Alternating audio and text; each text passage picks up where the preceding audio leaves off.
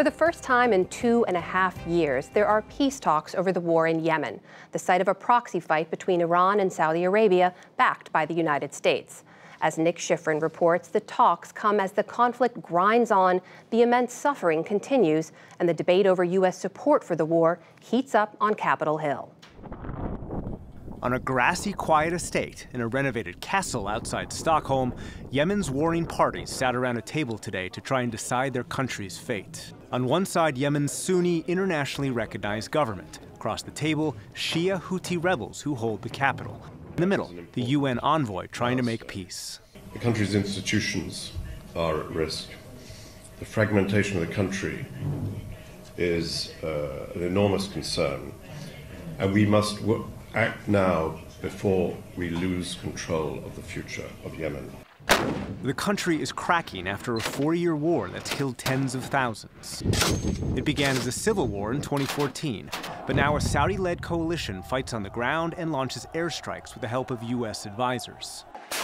And the UN says Houthi rebels receive aid and rocket parts from Iran. Both sides hold thousands of prisoners, and that was today's main confidence-building measure, a swap announced by UN envoy Martin Griffiths. It will allow thousands of families to be reunited, and it is a product of very effective, active work from both delegations. Most recently, the two sides have fought hardest for the port city of Hodeidah. The Saudi-led coalition surrounded the city, and the coalition's spokesman rejected a ceasefire. Our operation in Hodeidah will continue. The pace of our operation, however, will change accordingly, depending on the situation. The UN hopes to place Hodeidah under international control. The port accepts the vast majority of Yemen's humanitarian aid. The UN is trying to do, on the humanitarian front, and that's Hodeidah's specifically humanitarian issue, is to preserve the pipeline which is keeping people in Yemen alive. There's not much keeping them alive. Today, the World Food Program said half of Yemen's population, 15 million people, are now severely food insecure. Organizations such as the International Rescue Committee are trying to save an entire generation from famine.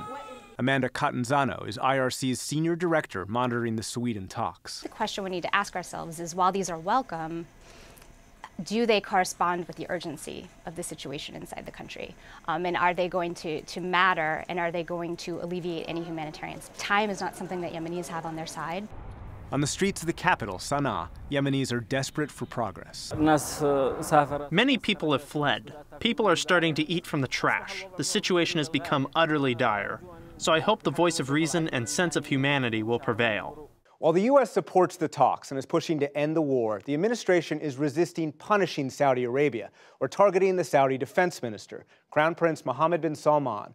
But opposition to the war in Yemen, and to MBS as he's known, is now coming to a crescendo in the Senate. How do you deal with an authoritarian despot that doesn't share American values, but that is important to American interests? Today, Louisiana Republican John Kennedy and other senators are considering how to influence Saudi policy, pushed to action by the murder and dismemberment of journalist Jamal Khashoggi.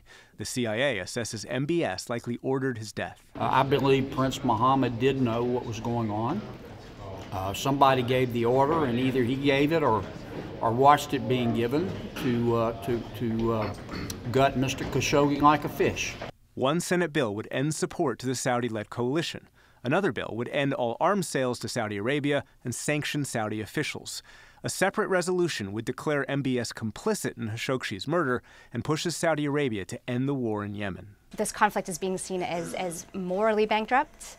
It's being seen perhaps as strategically bankrupt in not advancing U.S. interests in the region, but it's also becoming deeply politically unpopular. It really begs the question, what's the constituency for continuing to support this conflict? They're considering debating a resolution on the Senate floor, which we think is just poorly timed.